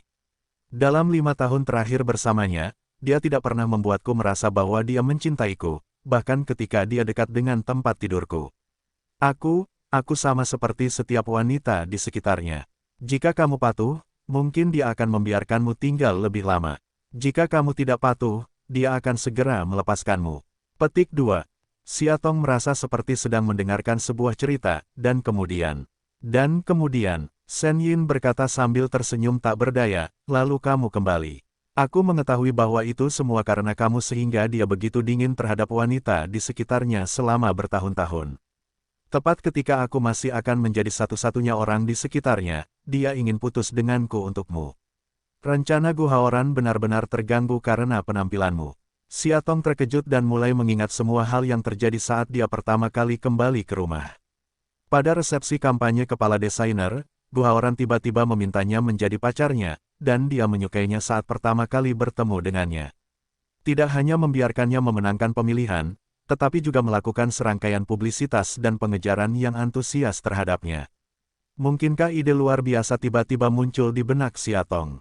Mungkinkah dia sengaja mengejarnya? Sengaja ingin mengasingkan perasaan antara dia dan Qin, untuk memudahkan rencana sebelumnya. Segera, Shen Yin mengkonfirmasi tebakannya, setelah Anda muncul, Gu Haoran mengubah rencananya. Memutuskan untuk membiarkan saya menjaga Qin selama kehamilan. Di sisi lain, dia mengejar Anda dan keterasingannya dalam hubungan antara Anda dan Qin Muci juga membuat peluangmu untuk menghasilkan mendekati nol. Benar saja, Xiatong mengepalkan telapak tangannya. Tebakannya benar, dan memang seperti ini. Hanya jebakan langkah demi langkah ini, desainnya sangat indah, tepatnya. Biarkan dia menjadi klien yang tidak pernah ragu. Bisa dibayangkan betapa tak terduga pikiran dan kota pria itu. Awalnya, saya berencana melakukan kehamilan palsu. Akibatnya, Tang Zhenbang terjerat dengan saya saat ini, jadi saya hamil dengan lancar. Meskipun Qin sangat acuh tak acuh, dia masih memiliki rasa tanggung jawab yang mendasar. Saya yakin bahwa dia tidak bisa melakukan perilaku buruk seperti membiarkan wanitanya sendiri membunuh anaknya. Selain itu, dia memiliki hubungan yang baik dengan Qin Hansheng dan memainkan kartu keluarga. Pada saat itu, Anda tampaknya bertengkar sangat sengit dengannya. Di bawah tekanan 3 pihak, dia akhirnya memutuskan untuk bertanggung jawab dan menikah denganku. Xiatong sangat kaku sehingga dia tidak tahu harus berkata apa. Sebenarnya apakah itu konyol? Pada titik ini, segalanya seharusnya berjalan lancar. Saya akan banyak menikahi Qin. Dan hubungan saya dengan Qin Hansheng sangat baik. Selain itu, karena hubungan antara Tang Zhenbang dan rekan seperjuangan lama Qin Hansheng percaya saya sangat dan tidak waspada sama sekali. Jika terus seperti ini, waktu untuk mendapatkan bukti perdagangan narkoba sudah dekat. Itu hanya 1000 perhitungan, tapi Gu Haoran melewatkan 1 poin. Shen Yin menurunkan tangannya kepala dan tertawa diam-diam, apa yang tidak dia duga adalah aku sangat jatuh cinta pada Qin. Aku benar-benar jatuh cinta pada Qin. Aku tidak tahu kapan aku jatuh cinta padanya. Awalnya, itu hanya pendekatan yang disengaja, dekat, dan kemudian 5 tahun siang dan malam bersama, sampai aku hamil, kebaikannya padaku sedikit demi sedikit akhirnya aku sadar bahwa aku tidak bisa hidup tanpanya. Aku ingin menikah dengan pria ini, bersamanya, bersikap baik padanya, aku tak ingin menyakitinya, saya tidak ingin mengambil bukti, dan saya tidak ingin dia mengetahui tujuan saya mendekatinya. Alis Xiatong Ning, Gu Haoran pada saat itu pasti sangat marah. Setelah sekian lama mendesain, gagal karena hati lembut seorang wanita. Ya, Shen Yin mengangguk, Gu Haoran sangat marah, tetapi secara kebetulan, Su Ruo muncul saat ini. Desain pernikahannya membuat saya keguguran, saya kehilangan anak saya, dan pernikahan tidak dilanjutkan. Gu Haoran kemudian mengetahui identitas Su Ruo dan terkejut. Baru saat itulah dia tahu bahwa Lin Manru memiliki saudara perempuan bernama Lin Manchu. Jadi rencana lain terlintas di kepalanya. Aku sangat jatuh cinta pada bidak catur Qin. Baginya, secara alami kehilangan nilai guna. Jadi dia memutuskan untuk menyerah padaku dan menggunakan Suro. Saat itu, jika Su kembali ke rumah, dia mengira adiknya sudah meninggal, tapi dia tidak tahu bagaimana caranya. Gu Haoran, Mengetahui bahwa Lin Manru masih hidup, menipu Suruo bahwa Lin telah meninggal, dan penyebab kematiannya adalah Qin Hansheng dan Xia Wanlin. Setelah apa yang terjadi, dia tidak perlu mengatakannya, Xia Tong sudah menebak dengan samar. Suruo, yang mengetahui kebenaran tentang kematian saudara perempuannya, secara alami menjadi marah dan mulai membalas, dan selangkah demi selangkah masuk ke dalam perangkap yang dirancang oleh Gu Haoran. Suruo berpikir bahwa jika dia mencuri bukti kriminal Qin Hansheng, dia bisa dihukum dan membalaskan dendam saudara perempuannya. Tapi tidak pernah berpikir bahwa dia tidak bersalah dan menjadi pisau baja pembunuh Gu Haoran. Apakah Anda ingat konferensi pers yang saya adakan setelah aborsi? Shen Yin berkata, apakah itu pertemuan ketika ibu saya bersikeras agar Anda meminta maaf di depan semua orang? Xia Tong mengangguk, saya ingat bibi saya menamparkan saya saat itu. Hampir saya dilaporkan sebagai junior kejam yang dengan jahat mengintervensi antara Anda dan Qin dan membunuh anak Anda. Akhirnya, Gu Haoran maju dan memperlihatkan CD yang membuktikan bahwa Shen Yin sedang mengandung anak Tang Zhenbang. Kemudian seluruh hidup Shen Yin hancur dan Shen Anrong menjadi gila sepanjang malam. Shen Yin tertawa kecil, paparan itu dari CD terakhir adalah hukumannya kepadaku. Xia Tong membuka matanya, dia tidak menyangka. Menghukum pembelotanku yang akan datang menghancurkan seluruh rencananya. Karena bidak catur saya tidak berguna, dia tidak perlu tinggal lebih lama lagi. Dia hanya menghancurkannya. Nada, suaranya ringan dan tidak ada emosi, tetapi Xia Tong mendengar rasa sakit yang tersembunyi. Begitu dia dicintai, dia secara pribadi membuka bekas luka berdarahnya dan menunjukkannya kepada dunia. Bagi wanita manapun, rasa sakit seperti itu tak tertahankan. Setelah itu, ini adalah awal dari Soro. Seperti dulu, dia mendekati Qin selangkah demi selangkah. Tapi dia berbeda dariku. Dia dan Lin Manru adalah saudara perempuan, dan mereka selalu terlihat mirip. Selain itu, dia mengenal Lin Manru sangat baik sehingga dia mencoba yang terbaik untuk membangunkan pikiran dan ingatan Qin Mucai tentang Lin Manru, dan kemudian menggunakan ingatan itu sebagai senjata untuk menyerang hatinya sedikit demi sedikit. Pertama, Nes merekomendasikan dia untuk menjadi juru bicara, cinta sepanjang masa. Kemudian mereka pergi ke Makau untuk menandatangani kontrak. Mereka berpura-pura sakit dan menunda waktu mereka, dengan sengaja membiarkan Anda melihat dia dan cinta ambigu Qin Muzi. Ini semua dirancang untuk menghancurkan pernikahan dan kepercayaan antara Anda dan Qin. Petik 2. Xia Tong terkejut. Dia memikirkan malam ketika dia pergi ke Makau. Gu Haoran tiba-tiba muncul di bandara. Akibatnya, keesokan harinya ketika dia pergi ke Hotel Lisboa di Makau, dia melihat Suruo dan Qin berada di kamar yang sama.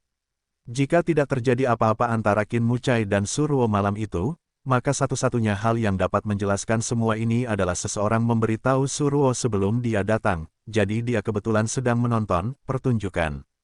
Dan satu-satunya orang yang tahu adalah Gu Haoran yang mengikutinya. Jadi, bagaimana itu bisa terjadi? Xia Tong mengepalkan telapak tangannya, dan hatinya sedikit sakit. Rasa terhina karena dikhianati datang secara alami. Dia tidak menyangka bahwa pencetus rangkaian kejadian ini adalah Gu Haoran, yang selalu dia percayai. Kalau begitu lain kali aku melihatmu dan Soro bersama di rumah sakit, bukankah itu kecelakaan? Shen Yin menggelengkan kepalanya, saya sengaja menemuinya saat itu. Saat itu, saya tidak mengetahui hubungan antara Suruo dan Gu Haoran. Saya pergi ke rumah sakit untuk mencari Suruo, dan kemudian dia mengakui semuanya kepada saya. Xia Tong berdiri, jari-jarinya memutih, dan suaranya yang gemetar nyaris tidak bisa berkata, jadi, saudariku, bagaimana dia bisa mati? Kamu juga harus mengetahuinya. Shen Yin berhenti sejenak, adikmu dihancurkan sampai mati oleh tekanan berat di hatinya. Saat itu, dia menyaksikan mobil Lin Manru dirusak oleh Qin Hansheng, namun dia tidak maju untuk mengatakannya, yang menyebabkan kecelakaan tersebut. Aku tidak membunuh Biren, tapi Biren mati karena aku. Dia merasa sangat kasihan pada Lin Manru. Selain itu, keluarga Xia meninggal karena kecelakaan mobil, dan dia menjadi pelakunya seluruh keluarga. Petik 2. Pada malam dia bunuh diri, kurasa Surolah yang meneleponnya. Memanfaatkan kasus Lin Manru, dia berada di bawah tekanan psikologis. Selama bertahun-tahun, dia sangat tertekan karena hal ini. Dalam psikologi, ketika depresi seseorang mencapai puncaknya, ia putus menjadi seutas tali. Pada momen sensitif seperti itu, begitu seseorang menariknya tepat waktu, pertahanan psikologisnya langsung hancur.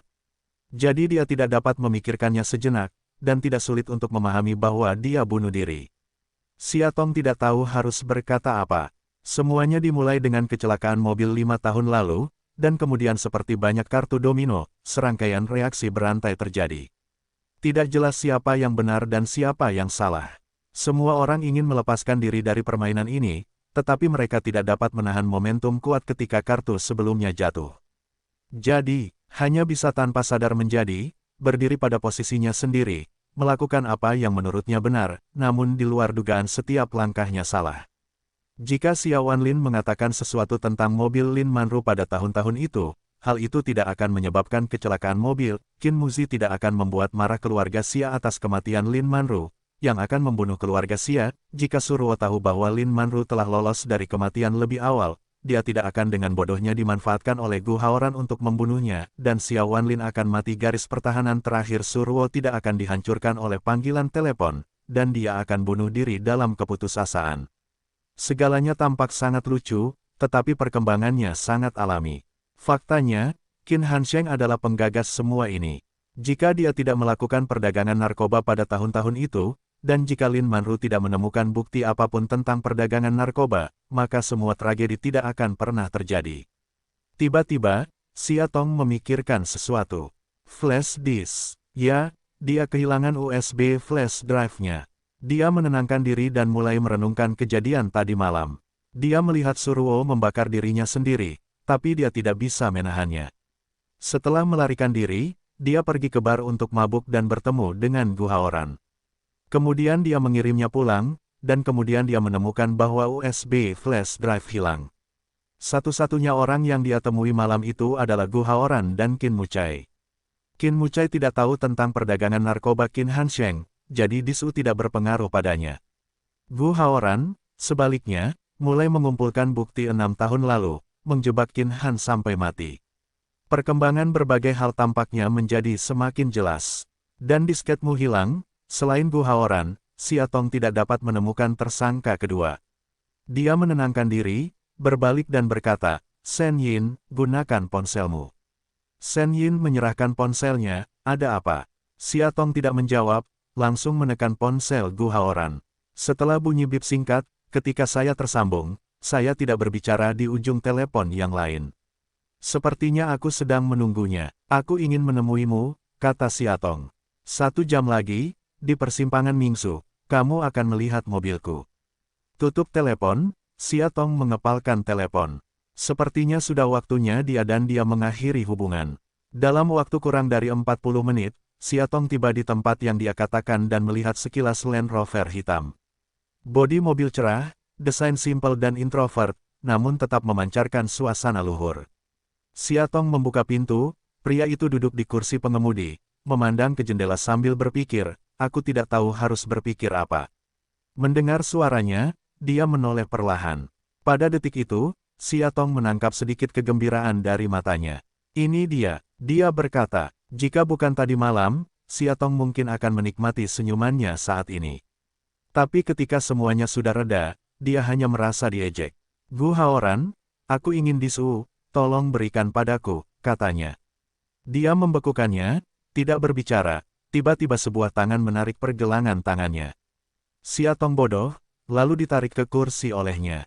Buka mata Anda akan menemukan diri Anda berada di kopilot mobil. Kamu, dia melompat, seluruh otot tubuhnya menggumpal, dan ingin segera duduk. Begitu saya mengangkat tubuh bagian atas, saya merasakan sakit yang menusuk di pergelangan kaki kanan saya. Ah, dia berteriak kesakitan tanpa peringatan. Saya masih ingin bangun, tetapi saya tidak punya kekuatan. Ekspresi orang-orang di sekitarnya melambat. Setelah beberapa saat, dia membungkuk dan dengan serius mengambil sabuk pengaman untuknya. Mencondongkan tubuh, ujung hidungnya sedikit menyilang di pipinya. Ada semacam rasa gatal yang mengganggu karena kedinginan. Itu seperti ciuman di bibirnya. Lalu, Gu Haoran memalingkan wajahnya dan menyalakan mesin dengan cepat, mobil berbelok dengan mulus dan melaju ke arah berlawanan. Xia Tong terkejut dan melihat ke kiri, kita akan pergi kemana? Orang-orang di sebelahnya, seolah-olah belum pernah mendengarnya, hanya mengemudikan mobilnya sepanjang jalan. Entah apakah itu karena udara panas dan kering di dalam mobil. Dia melihat wajahnya memerah sampai ke akar lehernya, dan keringat menetes dari hidung mancungnya. Gu Haoran, Siatong mulai marah. Masih belum ada reaksi. Siatong sangat cemas dan mulai mengulurkan tangannya untuk melepaskan sabuk pengaman di mobil. Detik berikutnya, alarm otomatis mobil mulai berbunyi terus-menerus.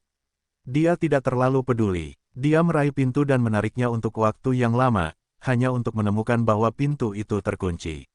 Dia mengumpulkan keberaniannya dan bergegas menghampirinya, mencoba menekan tombol untuk membuka pintu yang terkunci. Baru saja melewati tubuh intuitif yang umum ditarik kembali. Kecepatan yang tadi melaju dengan kecepatan tinggi berhenti tiba-tiba. Siatong tidak duduk diam, dan terjun ke depan kaca spion. Untungnya, dia menariknya kembali dan menekannya ke kursi. Gu Haoran berhenti dan menatapnya, tapi dia tidak berbicara. Wajah itu semakin dekat dan dekat, hampir menyentuh pipinya. Siatong mundur tanpa sadar, tapi dia diseret rambutnya, terjerat di telapak tangannya, agak lembut.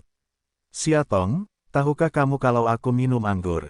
Dia menatapnya. Dia masih tidak merespon. Dia masih tersenyum. Jika kamu ingin membuat banyak keributan, aku tidak keberatan menabrakkan mobil ke pagar pembatas.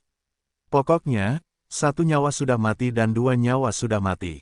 Bersamamu, aku akan mati. Seluruh tubuh Siatong mulai gemetar. Dia hampir tidak bisa mendengar apa yang dia katakan di telinganya. Aku hanya merasa kepalaku seperti dimasukkan dari celah garis rambut dengan tanganku, lalu diseret ke dalam. Samar-samar, dia hanya mendengar kalimat terakhir, kamu hanya harus baik-baik saja ikutlah denganku, aku berjanji tidak akan menyakitimu. Entah dari mana datangnya udara sejuk yang terpendam dalam hatinya, dingin. Siatong tidak berani bersuara lagi. Dia hanya bisa duduk diam dan melihatnya menghidupkan kembali mesin dan melaju ke arah yang lebih aneh. Otak saya berkabut, dan sepertinya saya tertidur. Bahkan dalam tidur pun, saraf seluruh tubuh seperti tegang, tidak bisa lepas, tidak bisa lepas. Setelah itu, dia bermimpi sangat panjang. Segala sesuatu di masa lalu berputar di benaknya seperti klip film lambat. Senang, sedih, bahagia, indah, dan akhirnya berubah menjadi api merah. Tidak mudah untuk ditebang, tidak mudah untuk dikelola. Siatong terbangun dalam mimpi, dan wajah setengah pucatnya dikaburkan oleh Heishun. Dia meraih rambutnya dan mendapati dirinya berkeringat dingin. Mendongak, dia segera menyadari bahwa dia berada dalam situasi yang aneh dan tidak biasa. Tempat tidur yang besar dan menakjubkan agak retro. Layar jendela putih membelai meja dan angin sepoi-sepoi bertiup. Vas kristal penuh kelopak cengkeh, terbang. Dia yakin dia belum pernah ke sini. Di mana itu? Siatong mengangkat selimutnya, turun dari tempat tidur dan berjalan tanpa alas kaki ke jendela. Di bawah villa terdapat kolam renang air tawar, dan tidak jauh dari situ terdapat lautan bunga berwarna ungu yang besar. Angin sepoi-sepoi meniup lautan bunga. Di bawah sinar matahari, bunga-bunga besar tampak indah, liar dan indah. Di mana dia sekarang? Siatong baru saja hendak turun untuk mencari tahu. Dia tidak tahu kapan rasa panas keluar dari telinganya. Ingin berbalik, tapi tangannya terkepal erat, di saat yang sama, tubuh dari belakang menempel erat padanya. Tangan itu, lebih banyak mencubit lebih kencang, dengan sedikit desakan keras kepala. Tahukah kamu bunga apa itu? Orang di belakang akhirnya membuka mulutnya, dengan nafas samar anggur, sepotong benda lembut menempel di pipi kanannya. Hati Siatong tercekat, tidak menjawab. Dia berhenti dan berkata, ini opium. Popi, bunga dosa. Siatong tidak tahu harus berkata apa. Dia hanya diam dan terdiam beberapa saat. Dia bertanya, mengapa kamu membawaku ke sini? Alih-alih menjawab, dia bertanya, apa bunga kesukaanmu? Siatong sedikit kesal, Gu Haoran, tolong jawab pertanyaanku dulu. Dia tertawa, aku benar-benar bodoh, kalian gadis-gadis, hanya seperti mawar, lili, dan sebagainya.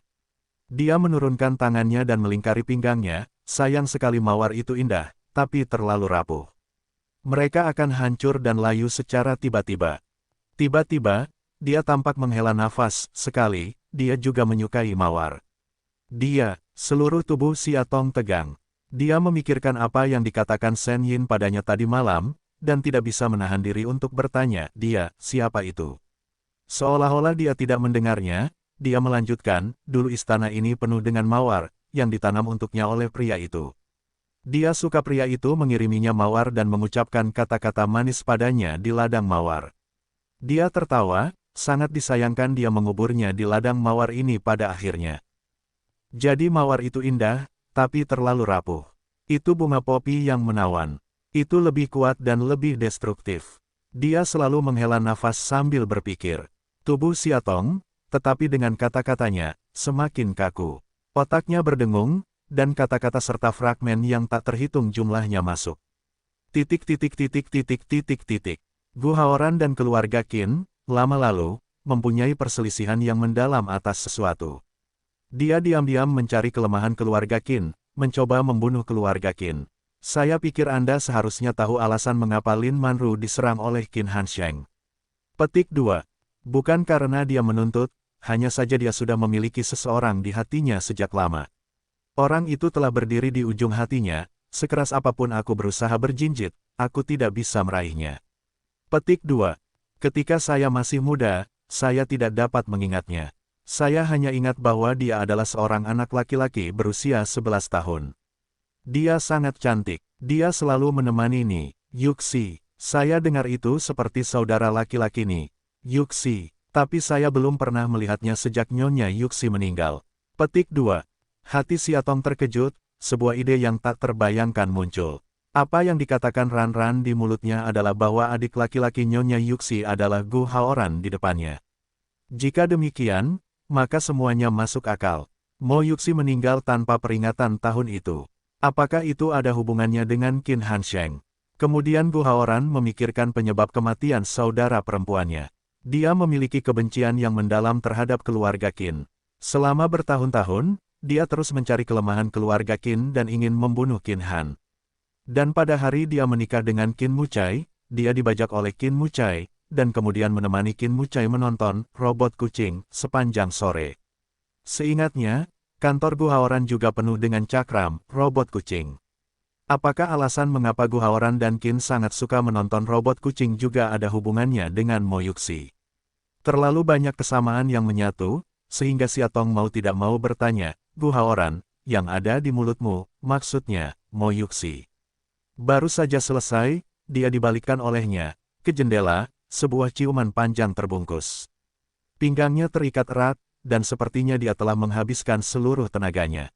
Xiaotong dengan putus asa menarik napas, ingin mendorongnya menjauh. Tapi dia menyadari bahwa dia tidak bisa menyingkirkannya sama sekali. Otak Xiaotong dilanda kabut, dan jantungnya berdetak tak terkendali. Samar-samar, tapi tidak masuk akal. Setelah sekian lama, Gu Haoran perlahan meletakkan daun telinganya, dan udara panas di sekitar telinganya. Di sana, dia menangkap beberapa kata secara samar-samar. Tidak, pasti ada yang salah. Xiaotong mendorongnya menjauh, Gu Haoran, siapa aku? Dia memandangnya dengan bingung, seolah ada yang tidak mengerti mengapa dia bertanya. Jangkau untuk mengambil sehelai rambut patah di samping telinganya dan nikmati dalam diam. Aku bukan Mo Yuxi, aku bukan adikmu, bisakah kamu melihat siapa aku? Dia mengguncang bahunya. Mendengar kata kakak perempuan, dia mengangkat kepalanya dan membangkitkan kelembutan di matanya. Melihat ini, Xiaotong dalam pikirannya diam-diam menangis tidak enak. Dia secara tidak sadar ingin mendorongnya menjauh, tetapi dia tidak ingin diangkat dan dipasang di ambang jendela. Tapi Xiaotong tahu bahwa kelembutan ini bukan miliknya, dia hanya mabuk. Dia menganggapnya sebagai Mo Yuxi, sebagai wanita yang dia cintai selama ini. Dadanya terbakar, semakin dekat dan dekat, pria itu berulang kali menyelimuti telinganya dengan gas. Sesaat, Xiaotong tiba-tiba terbangun. Gigit bibir kuat-kuat, ingin menahan panas dan menggigil dari bawah. Dia meletakkan tangannya di tepi jendela, meraba-raba, dan akhirnya meraih benda yang terang dan dingin. Dia senang karena itu adalah vas dengan bunga lilac di dalamnya. Sambil memegang botol kaca itu erat-erat, dia dengan tenang melafalkan 3, 2, 1 di dalam hatinya. Bang! Botol kaca itu menghantam dahi pria itu. Gu Hao melangkah mundur dengan ketakutan, menekan ujung jari dahinya untuk menyebarkan darah. Sebelum Xiaotong bisa bernapas lega, dia tiba-tiba kehilangan keseimbangan dan bersandar. Dia membuka matanya karena ketakutan dan jatuh dari ambang jendela. Suaranya tajam lagi. Air di kolam renang nakal. Di atas sofa, Siatong terbungkus selimut tebal dan bersin lagi. Gu Haoran menempelkan kain kasa di dahinya dan menyerahkan semangkuk sup jahe. Minumlah sedikit, kamu bisa mendinginkannya. Siatong memegang tangannya dan meminumnya seteguk, badannya terasa dingin, ini hanya sedikit melegakan. Dia menempelkan kain kasa dan berkata dengan sedih, kamu benar-benar kejam. Siatong memandangnya, siapa yang menyuruhmu pindah? Dengan itu, dia tercengang. Perasaan akrab dan ramah seperti itu sepertinya muncul kembali. Dia tampaknya bukan lagi orang yang memikirkan skema dan rencana dalam cerita. Atau Gu Haoran imut yang dulunya centil dan suka bercanda. Tapi dia tahu bahwa setelah semua ini, dia tidak bisa kembali. Di mana ini? Siatong bertanya. Dia juga sepertinya menyadari nada yang salah, berbalik, dan tidak berbicara. Siatong terus bertanya, berapa lama kamu akan menahanku di sini? Gu Haoran, apa yang ingin kamu lakukan? Nada suara Siatong gelisah. Tinggallah di sini selama beberapa hari, dan aku akan melepaskanmu. Dengan itu, dia keluar dari pintu. Siatong menekan sofa dengan keras. Di sebuah kota, Sen Yin baru saja pulang kerja, tetapi dihadang oleh seseorang. Nona Sen, Nisenglah yang berkata, selamat datang di Musao. Qin Muci. Sen Yin sedikit mengernyit, mungkin sudah menebak niat orang tersebut. Di samping hamparan bunga di depan gedung stasiun radio, Qin Mucai menatap wanita di depannya dan bertanya, apakah Siatong tinggal bersamamu tadi malam? Sen Yin tercengang. Dia tidak menyangka bisa menemukan ini. Dia tidak dapat menyangkal, iya. Di mana dia sekarang? Dia menyampaikan maksudnya dengan tenang. Dari tadi malam hingga sekarang, hampir 24 jam, dia gila menemukan wanita itu, dan dia hampir menyerahkan seluruh kota A. Aku tidak tahu. Sen Yin menggelengkan kepalanya. Dia baru saja tidur di rumahku tadi malam. Dan pergi keesokan paginya. Aku tidak tahu kemana dia pergi. Kamu tidak tahu. Dia mengerutkan kening dan tampak tidak senang. Setelah jeda, saya tidak tahu harus mengatakannya atau tidak. Akhirnya, saya berkata, sebelum dia pergi di pagi hari, dia pernah menelepon Gu Haoran. Gu Haoran Qin Musi memikirkannya, lalu berbalik dan berjalan cepat menuju mobil. Sen Yin tiba-tiba menghentikannya di belakangnya, Qin banyak aku. Dia berhenti dan tidak melihat ke belakang. Pada awalnya, aku minta maaf. Dia menundukkan kepalanya dan berkata, kali ini, tolong lindungi dia dan jangan biarkan dia mengulangi tragedi Lin Manru 6 tahun lalu. Tak peduli apakah dia bisa memahaminya atau tidak. Setelah itu, dia berbalik. Dalam hati sebenarnya menghela nafas, hanya berharap dia selamanya tidak mengerti semua. Mungkin itu yang terbaik. Sepanjang hari, Siatong dikurung di villa ini. Ia mengaku sangat kesal. Dia tidak mengerti apa yang sedang dilakukan Gu Haoran. Setelah mencari jalan keluar dari seluruh villa, namun masih belum dapat menemukan kemungkinan dan cara untuk melarikan diri, dia akhirnya duduk di atas karpet. Mengandalkan sofa, tertekan di tanah. Apa yang sedang terjadi? Apa yang sedang terjadi? Mata yang membosankan berputar secara acak, dan akhirnya jatuh di tengah aula. Ada piano kristal yang jernih dan indah. Sudutnya membalikkan cahaya terang dan menari dengan cahaya bulan yang terang. Siatong tidak mengerti bahan apa yang terbuat dari piano itu. Dia hanya berpikir itu sangat indah. Mau tidak mau berdiri, mendekat ke depan, mengelus badan, tut-tut seru. Sayangnya, dia hanya bisa merasakannya. Dia adalah orang awam dalam bermain piano. Pintu villa dibuka, Gu Haoran masuk. Siatong tanpa sadar menyusut, tapi dia melihat ke arah yang positif. Alisnya, yang baru saja dibuka, tiba-tiba membeku.